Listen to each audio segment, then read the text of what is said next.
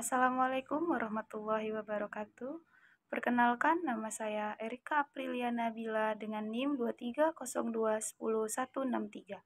Di sini saya akan menjelaskan mengenai manajemen berbasis kinerja dengan dosen pengampu Ibu Risna Dewi Esos MSP untuk memenuhi tugas mata kuliah manajemen pelayanan publik. Pada video kali ini, saya akan membahas 4 pokok pembahasan. Yang pertama, pengertian manajemen berbasis kinerja. Yang kedua, 7 kunci manajemen berbasis kinerja. Yang ketiga, manfaat manajemen berbasis kinerja. Dan yang keempat atau yang terakhir, syarat manajemen berbasis kinerja.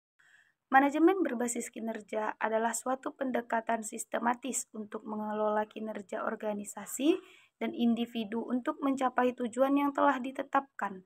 Manajemen ini berfokus pada pengukuran, pemantauan, dan evaluasi kinerja secara berkala untuk memastikan bahwa semua pihak bekerja secara efektif dan efisien untuk mencapai tujuan bersama. Nah, selanjutnya ada 7 kunci manajemen berbasis kinerja. Yang pertama ada penetapan tujuan kinerja. Menetapkan tujuan yang jelas, terukur, dan sejalan dengan visi dan misi organisasi. Yang kedua, ada pengukuran kinerja. Mengukur kinerja secara berkala untuk mengetahui tingkat pencapaian tujuan.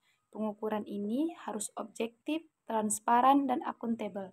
Yang ketiga, ada pengumpulan analisis dan peninjauan data kinerja. Mengumpulkan data kinerja dari berbagai sumber, menganalisisnya untuk mengidentifikasi tren dan pola, serta meninjau hasil untuk memastikan keakuratan dan relevansinya. Yang keempat, ada pelaporan data kinerja. Melaporkan data kinerja kepada pemangku kepentingan secara berkala untuk memberikan informasi tentang kemajuan pencapaian tujuan.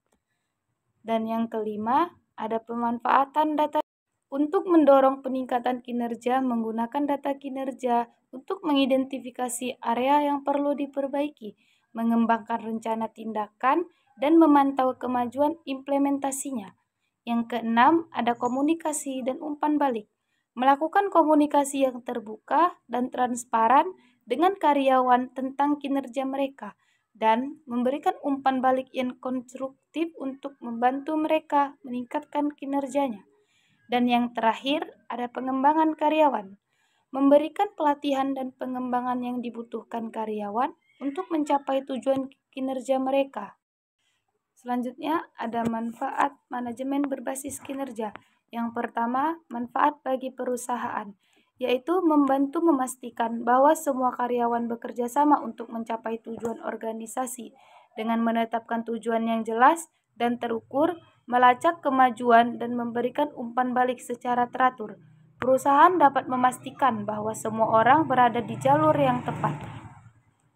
Manajemen kinerja dapat membantu meningkatkan kinerja karyawan dengan mengidentifikasi area untuk mengembangkan dan memberikan pelatihan dan sumber daya yang diperlukan.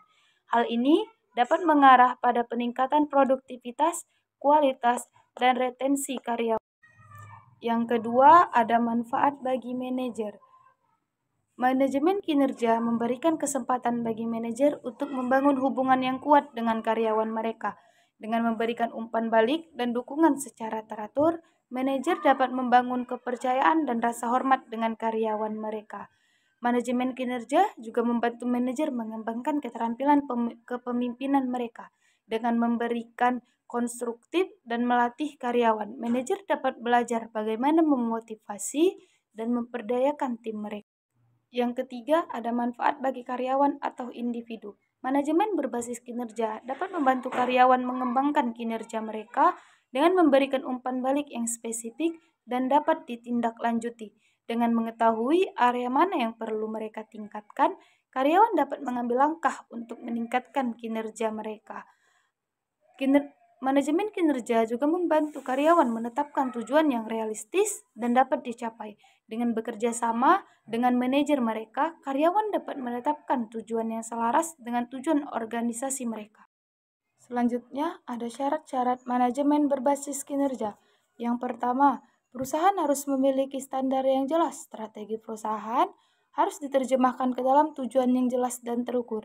Yang kedua, Perusahaan harus memiliki kontrak kerja utama yang terukur dalam kuantitatif dan memiliki target yang ingin dicapai. Kontrak kerja utama harus memuat indikator kinerja utama atau KPI yang dapat diukur secara kuantitatif dan memiliki target yang jelas. Yang ketiga, terdapat kontrak kinerja. Kontrak kinerja adalah perjanjian antar karyawan atasan yang memuat dengan kinerja yang ingin dicapai oleh karyawan. Yang keempat, terdapat siklus manajemen kinerja yang baku yang dipatuhi oleh seluruh perusahaan. Siklus manajemen kinerja harus mencakup perencanaan kinerja, pembinaan kinerja, dan evaluasi kinerja. Yang kelima, terdapat pemberian reward dan hukuman. Karyawan harus diberi penghargaan atas kinerja mereka yang baik dan dihukum atas kinerja mereka yang buruk atau dihukum atas kesalahan yang mereka lakukan. Mungkin hanya sekian penyampaian materi dari saya. Semoga yang saya sampaikan bermanfaat bagi kita semua. Jika terdapat kesalahan, saya mohon maaf. Saya akhiri dengan Assalamualaikum warahmatullahi wabarakatuh.